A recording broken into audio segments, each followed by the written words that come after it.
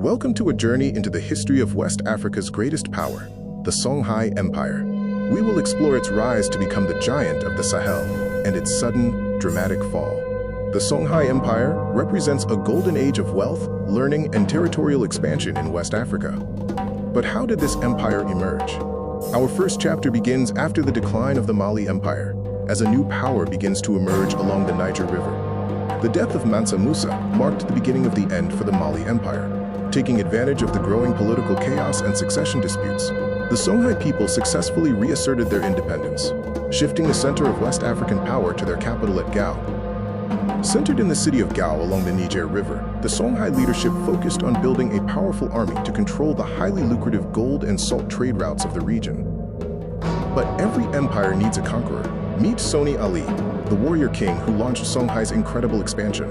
Through tactical genius and sheer force of will, he turned the Niger River into a highway for his war fleet, capturing the legendary cities of Timbuktu and Janai.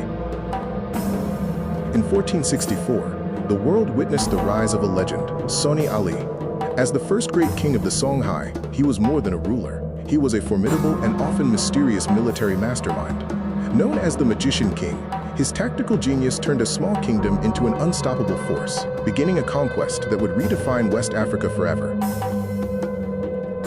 Sonni Ali's military tactics were innovative. He combined an elite cavalry with a powerful fleet of war canoes, giving him mastery over the desert and the river. His conquests included the crucial trade cities of Timbuktu and Janai, making the Songhai Empire larger and significantly more powerful than the former Mali Empire. After Sonni Ali, a new leader seized power and led Songhai into its true golden age of prosperity and intellectualism. A general named Askia Muhammad seized the throne, establishing the Askia dynasty that would oversee the empire's greatest achievements. Askia Muhammad brought order to the largest empire Africa had ever seen. He was a revolutionary statesman who centralized the government and created a professional civil service. His new tax system wasn't just about revenue, it was about stability, providing the security needed for trade to flourish from the Atlantic coast all the way to the salt mines of the Sahara.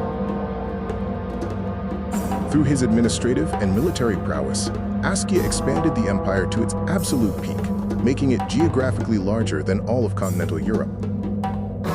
Askia's focus shifted the capital's identity, making one city the intellectual heart of the world. While other empires measured their worth solely in gold, Askia Muhammad the Great understood that the truest wealth was found in the minds of his people. He transformed the Songhai Empire into a global beacon of literacy and science, investing heavily in the world-renowned universities of Timbuktu. By offering high pensions and generous rewards to international professors and researchers, Askia ensured that scholars from across the Islamic world flocked to his cities. Under his reign, a single manuscript was often considered more valuable than a mountain of salt, proving that in the heart of Africa, knowledge was the ultimate power. He successfully attracted top scholars from cultural centers like Morocco and Egypt, enriching the intellectual life of the empire. Timbuktu quickly became a world-renowned center for science, law, and religion, attracting students and academics from across the globe. Unfortunately, the empire's great wealth drew unwanted attention, leading to an inevitable clash between old and new military technology. The immense wealth of the Songhai Empire proved to be its undoing, drawing the attention of a formidable Moroccan invasion force. In 1591, the decisive Battle of Tondibi took place, pitting the powerful yet traditional Songhai army against the invaders. The Songhai warriors, armed primarily with spears and swords, were tragically overwhelmed by the Moroccan army's modern gunpowder, muskets, and cannons. The Battle of Tondibi brought a sudden and violent end to West Africa's greatest golden age, marking a critical turning point in the region's history.